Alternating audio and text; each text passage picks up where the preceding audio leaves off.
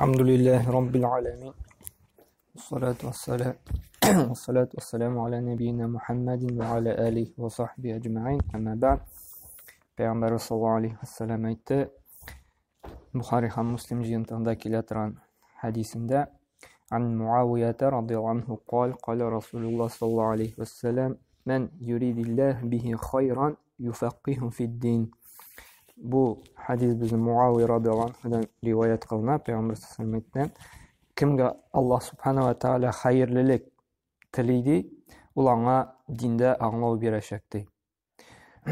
Bunda bir alamet bulup tura, eğer de kişinin dinde anlavı var iken Allah Teala indi bu kişiye hayırlılık tiley.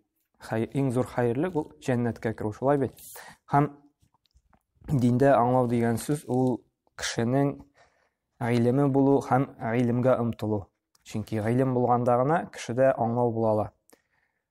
Mesela nişe gitip, dürüst etip namaz okurga, namazın hükümlerini bilse, bu şuşu indi anlay.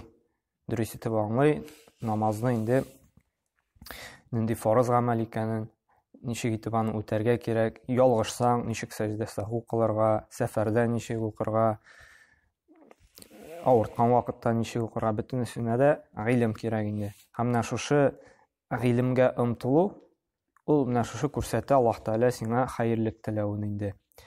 Şuna göre biz eğer de özümüzde şunu sezemiz iken ilimge ımtılış, ilim alırga tileybiz iken, yaratabız iken, indi Allah Teala bu alamet bulup tura, Allah Teala bizge hayırlılık tiley. Indi kirisi bulsa, eğer de biz öz üstümüzde işlemeybiz, anda vaazlar tınlamıybiz, dersler almıybiz, derske yürümeybiz, kitaplar okumaybiz, Kur'an okumaybiz, Kur'an tefsirlerini öğrenmeybiz iken bu bir alamet bulup tura, indi Allah saklasın, Allah Teala indi bizni kaldırgan, bizge indi hayırlılık tilemey. Ona göre kuru namaz okup gana, kuru urazat tutup gana Allah'a kitip bulmay, biz öz üstümüzde işlerge tiyişbiz, işlerge tiyişbiz, ilim alırga tiyişbiz. Eğer de biz şu hadiske Tuğru kilesi biz kilse indi. Şuna göre biz dinimizde indi, özümüzge kerekli miqdarda indi ilim alırga tiyişbiz. Mesela namaz oku boyunca namazın tertipleri, namazını buza, namazga haklik taharet nişik dürüst alına, anının ameller buza, Kur'an, eğer de biz indi Kur'an oku bilmeyiz iken tiyişince Arap dili öğrenip indi Arapça Kur'an okurga tiyişbiz indi. Arapça öğrengeç indi Kur'an'ın indi tefsirini öğrenirge tiyişbiz. Ham indi Peygamber sallallahu aleyhi ve sellem indi ahlagın nişik bizge öğretken bizden körkem halaklı bulurga tiyiş. Şunu öğrenirge tiyişbiz.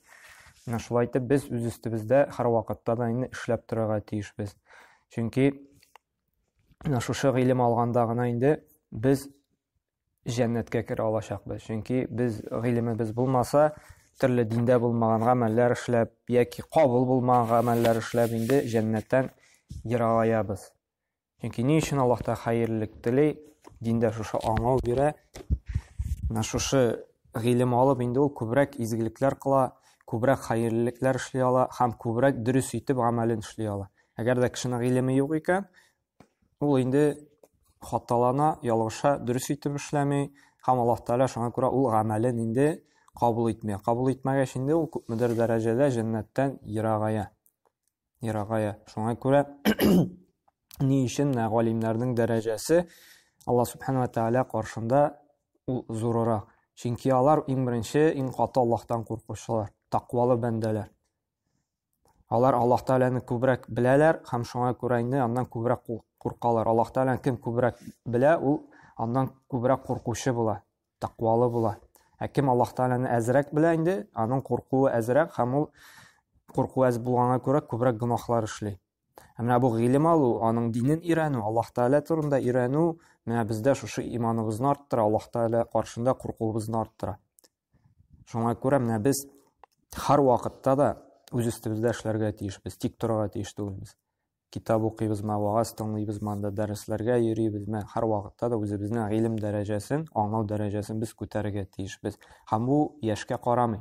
Yaşmasın, qartmasın, her vakitte da əzəzləb, gün sayın indi ilimi bizin üstəb turaga tiyişbiz. Çünkü ilim o мисал китергән идем, теге тамчы ташка тамып торып, көн саен шушы каты ташка да ис калдырган. Гыйлем ул тамчыдан да авырак, калебебез таштан да йомшаграк. Шуңа күрә көн саен без нәрсәләр булса, динебездә өйрәнсәк, ул барыбер бездә сеңәчәк, бездә исебездә калачак. Һәм инде Аллаһ Таала безгә хәерлек теләгән була инде. Һәм шушы хәерлек, шушы гыйлемең булып, син бит әле калганнарга да күпме файда китерә аласың. Шушы гыйлемеңне таратып анда балаларыңа, анакларыңа, күршеләреңә, якыннарыңа синең инде файдан күбрәк була. Һәм инде әҗер савабында күбрәк була. Инде үзеңә генә намаз ураза тотып, аның әҗер савабы бары тик файдасы сиңа гына була. Син күпмедер микъдарда гыйлем алып, ул гыйлемне күбрәк кешегә таратсаң, инде моның инде файдасы җәмгыятькә күбрәк тиешә. Шуңа күрә дә Аллаһ Таала менә гыйлемне, динне аңлауны шуңа күрә шундый хадис белән искәртә. Хәерлек тели ди бу бәндәсенә. Һәм шуңа күрә әгәр дә шундый сыйфат үзебездә сизәбез икән, гыйлемгә омтылыш, безгә шатланырга кирәк. Аллаһ Таала безгә хәерлек тели. Әгәр дә бездә юк икән инде, борчылырга кирәк, кайгырырга кирәк һәм Аллаһ Тааладан сорарга кирәк. Раббым бер Алла, диндә аңлау бирсәң инде, гыйлемгә омтылыш бирсәң инде, һәм инде үзебезнең хәлебезне үзгәртеп, инде тырышырга кирәк шушы гыйлем өстәүдә. Ничек булдыра алабыз? Сөйләп киткәнемчә инде укыпма, тыңлапма, ничек булса да менә бу ягыбызны безгә үзгәртергә кирәк. Чөнки бу хадискә эләгер өчен дуа кылып, Аллаһ Тааладан сорасак, тырышсак, Аллаһ Таала безгә дә хәерлелеген бирәчәк. Шуңа күрә менә бу мәсьәләләрдә бик игътибарлы булырга тиешбез. Һәм Аллаһ Субхана ва Таала инде безгә тәүфыйк хидаят бирсен, шушы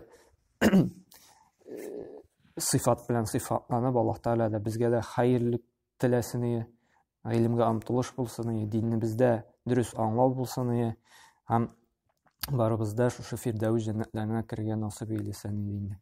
Һәм күбрәк җәмгыятькә файдалы кешеләр булырга ясын. Үзебезгә генә түгел, инде җәмгыятькә дә файдабыз тисен инде. Аллаһ Таала шундый хәерле кешеләрдән безне насыйп эйләсен. Субханакаллаһу бихамдика ва ашһаду ан ла илаһа илля анта астагфирука ва атубу илейк.